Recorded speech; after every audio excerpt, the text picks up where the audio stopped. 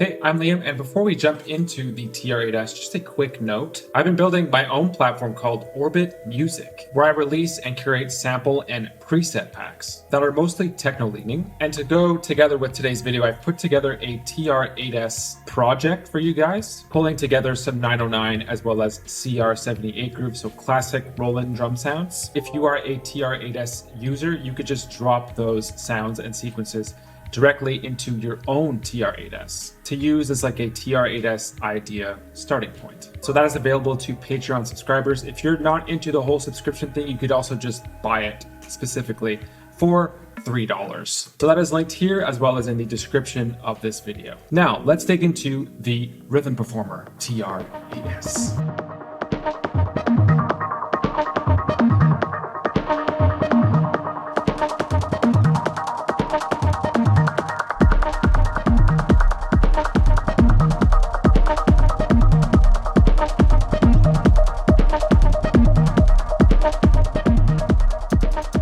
All these drum machines right now, the Digitact, the Analog Rhythm, the TR-8S, they all have their strengths and weaknesses, and they're each hard to beat in their own specific way. So how is the TR-8S hard to beat? In terms of DAW integration, MIDI control, being an audio interface as well as a drum machine all at once in a hybrid fashion, that is where the TR-8S is really hard to beat. It's just so fluid in combination with something like Ableton. So let's just have a look at how I have it set up here. We have 1, 2, 3, 4, 5, 6, 7, 8, 9, 10. 11 tracks in total. Personally, I've always found that 11 tracks is a lot to work with. Like, I rarely use all 11 tracks. So why not delegate some of those tracks? Let's say 4 of them. So the first 4 here, those are delegated to controlling things in Ableton. So for now, we're just going to ignore these 7 tracks and focus on these 4, which are each controlling one voice or one multi-track within Ableton.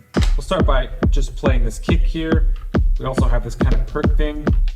We've got a second perk, and we have hi-hats. So these are all multi-tracks that are playing from Ableton, right? So I have a lot of control over bringing parts in, muting parts if I want.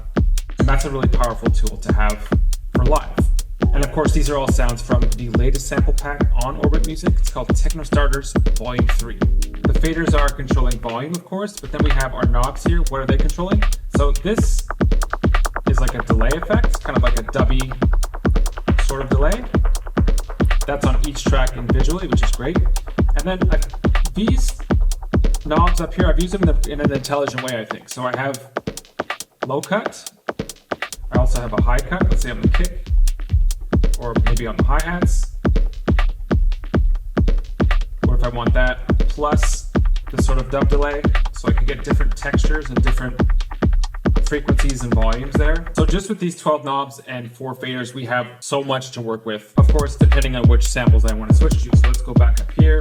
This is more of a bass sample, right? So that just completely changes up the vibe right away. And so what if I want to have sequencer control of other voices over top of this? Of course, I could go into the standalone features of the TR-8S. So here I have a rim, I've got a tom here, a hand clap. One downfall of the TR-8S sequencer is that it's fully quantized. You can't unquantize. But I mean, you can, if you want, you could shuffle it a little bit over top of your groove, depending on what's happening in Ableton, of course. You could also humanize your parts a little bit. So let's just solo these hi-hats. I'm going to blast it with hi-hats. And if we open motion record, we turn this on, and then hit record, and I could just record any parameter into here. It's going to record into the sequence. So let's do this with the decay. So there's a little bit of life and motion to those hi-hats. Let's do the same thing with the clap.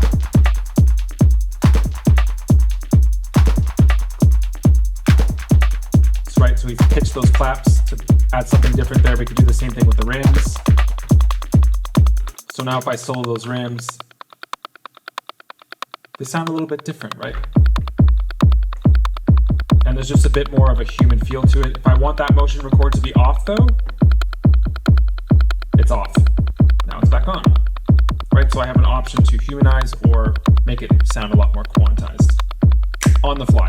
the on-the-fly factor of the TR-8S is pretty much unmatched with any other drum machine, I would say. And so that brings me to the next point. Why did I decide to just go with higher perks on these voices up here, and then the low end is coming from stuff that's happening in Ableton?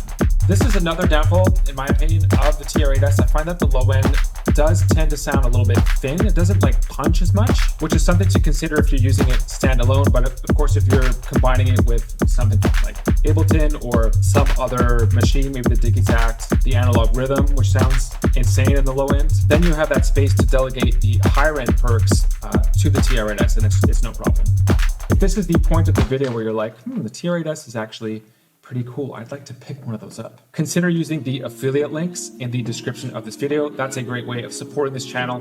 Doesn't cost you anything extra, and of course, thanks to anyone who's already used any of my affiliate links in past videos. So let's get into the elements from scratch portions of the video, and I'm doing air quotes because it's just so easy to come up with new parts and also to get rid of old parts. So let's say clear. I'm going to clear everything. Boom, boom, boom, boom, boom, boom. So now there's nothing left on any of these here. You have the advantage of using the tap rhythm button here. So let's say I want to add something to the rim. Here we go. And it also records the velocity of what you tap in. You might have noticed that there's a lot of delay happening on all of these standalone parts. That's actually coming from here. So if I want just a dry rim sounding like that, that's cool. I also have a master effects here, which only affects, again, just the standalone parts. So that's two other effects that you can sort of add to your arsenal. I always like to add a little bit of delay to my higher perks. In this context, I find that it just sounds nice. It's like it gives it more of a live feel. Let's say with the hand claps, I want to bring this in, but I don't want anyone to hear this. So let's go over to hand claps. Here we go. So that'll come in later. Add the hi-hats. Came in with a different kick there, and now I'm going to come in the bass. 1, 2, 3, bass. Okay, we could very easily change this, like the last step of this, so turn this into an odd time. And by the way, this is like a per voice odd time, so if I want, let's say, the hand clap to be 7 steps. Let's make it 9 steps actually, to kind of open that up a little bit. And then let's say the rim, I want the rim to be 11 steps. So those are acting independently, which is nice. And of course, the 8S gives me the resources to be able to do this on the fly. I've got a bit more control with the delay as well if I want to change this to something a little bit funkier. Let's say quarter note triplets or eighth note triplets. It's kind of a cool way to like swell in with something.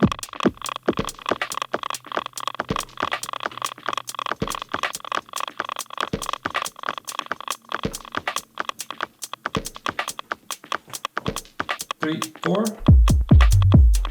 Of course, this is really cool, but there's always going to be limits, right? So to remove some of those limits, you could actually add another MIDI controller to this, like the PC-12. I've covered that a bunch in past videos. Like in this one here, I think the PC-12 is one of the strongest MIDI controllers on the market, for sure. That would be a fourth unit to really just enhance everything that's going on here, putting a bit more weight onto Ableton. In terms of the sounds that you want to choose through the TR-8S, of course, you can upload your own samples if you'd like. I like to stick mostly to the classic 909 sounds. And it's just cool that you have like two independent effects systems, right? So these effects here, this is all through Ableton.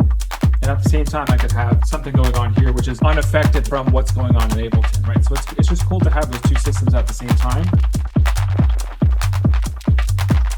Reminding you once again that the TR-8S is an audio interface in all of this. And in all of these ways, the TR-8S is hard to beat.